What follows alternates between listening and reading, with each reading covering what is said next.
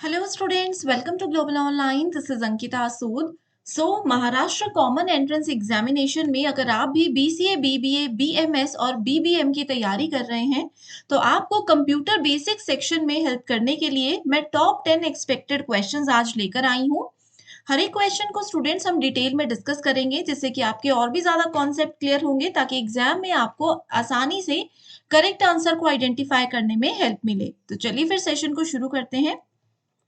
The desktop contains small graphics that are called what? देखिए computer की जब हम कंप्यूटर को ऑन करते हैं तो जो सामने पहले स्क्रीन आती है उसको डेस्कटॉप बोलते हैं। उसमें जो छोटे छोटे से ग्राफिक्स बने होते हैं उसको क्या कहते हैं ये आपसे पूछा है। ऑप्शंस है विंडोज, लोगोज, आइकन्स या फिर पिक्चर्स। करेक्ट आंसर है हमारे पास ऑप्शन नंबर 3 आइकन्स। आपको मैं फोटो भी दिखा रही हूँ कि ये हमारा जो पूरी स्क्रीन दिख रही है जहां पर आपको ये इमेज दिख रही है ये होता है वॉलपेपर। ठीक है, तो पेपर में आपसे पूछा जा सकता है, इसको वॉलपेपर बोलते हैं। ये जो छोटी छोटी से चीजें आपको दिख रही हैं इनको कहा जाता है कंप्यूटर आइकन्स। ठीक है, अगले सवाल पर बढ़ने से पहले बता दूं कि आप लोगों की हेल्प करने के लिए कंप्लीट कोर्स भी हम लेकर आए हैं जहां पर स्टूडेंट्स आपको हम पूरे सिलेबस के रिकॉर्डेड क्लासेस प्रोवाइड करवाएंगे। रिवीजन के लिए 50 प्लस फुल सिलेबस टेस्ट भी आपको दिए जाएंगे जिसमें से as it is questions exam में पूछे जा सकते हैं। फुल सिलेबस नोट्स के साथ में आपको क्वेश्चन बैंक भी दिया जाएगा जो कि बहुत ही ज्यादा हेल्पफुल है।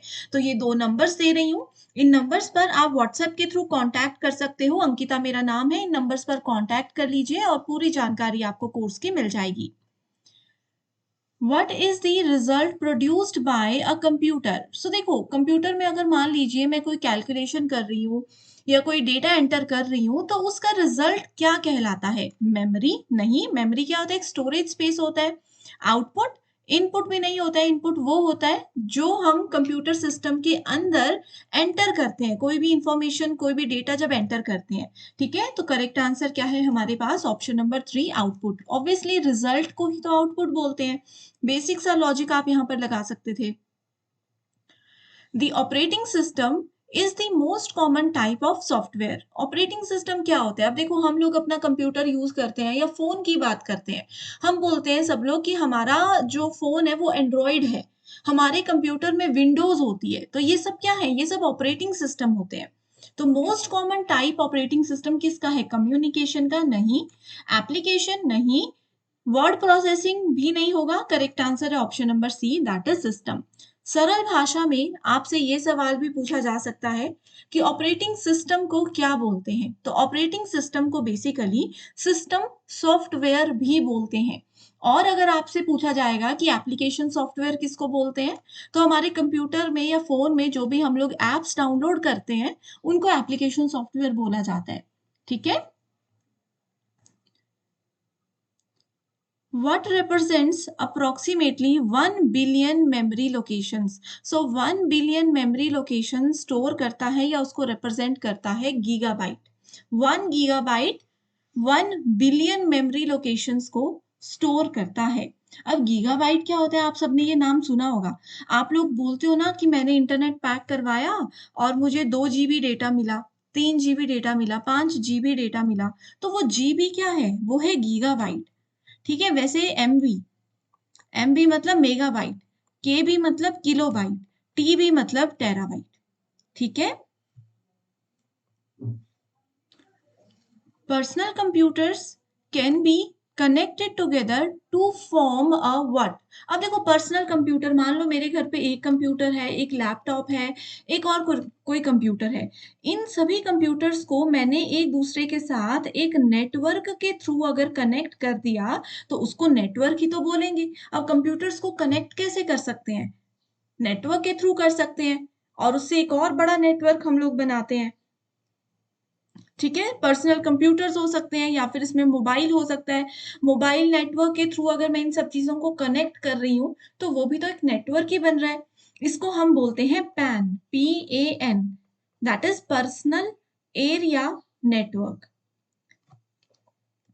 Clear everyone? अगर आप लोगों को ये सेशन पसंद आ रहा है और आप चाहते हो कि मैं ऐसे ही सेशन YouTube पर कंटिन्यू करूं तो आप मुझे कमेंट करके जरूर बता दीजिए या फिर इन नंबर्स पर व्हाट्सएप पर भी आप अपना फीडबैक शेयर कर सकते हो। Every component of your computer is either. अब देखो आपके कंप्यूटर का जो भी कंपोनेंट होता है वो क्या होता है, या तो वो हार्डवेयर होगा या सॉफ्टवेयर होगा, या तो वो सॉफ्टवेयर होगा या फिर सीपीयू होगा। सीपीयू का मतलब होता है सेंट्रल प्रोसेसिंग यूनिट, जिसको कि ब्रेन ऑफ कंप्यूटर भी बोला जाता है ना। इनपुट डिवाइसेस और आउटपुट डिवाइसेस होंगी, एप्लीकेशन सॉफ्टवेयर या सिस्टम सॉफ्टवेयर। अब देखो हमारे कंप्यूटर में जो भी कंपोनेंट होता है या वो हार्डवेयर होता है या वो सॉफ्टवेयर होता है। अब जैसे मेरा कीबोर्ड है, माउस है, ये सब हार्डवेयर है, और मेरे कंप्यूटर के अंदर जो भी चीजें हैं, कोई ऐप है, कोई सॉफ्टवेयर है, वो सब सॉफ्टवेयर है, राइट। तो हार्डवेयर और सॉफ्टवेयर होते हैं हमारे कंप्यूटर के components. What is processed bye computer into information.